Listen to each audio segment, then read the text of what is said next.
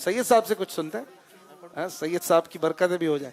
अभी तक इन्होंने तर्ज में कुछ पढ़ा नहीं है, मैं सुनना भी चाह रहा हूँ जी। एक आध कोई शेर कलाम रजा से आप शामिल करें।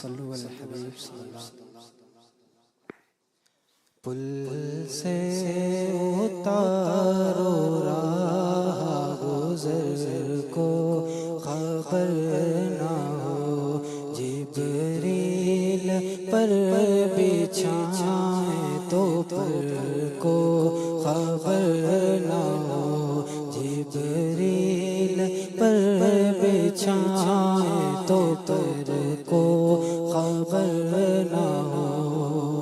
फरियाद उम्मती जो करे हाल ज़ार में, फरियाद उम्मती जो करे हाल ज़ार में, मुमकिन नहीं के खैर बशर को खबर न हो, मुमकिन नहीं के खैर बशर को खबर न हो। पुल से उतारो राह गुज़र को खबर न हो, जिब्रील पर बिछाए तो पर को खबर न हो।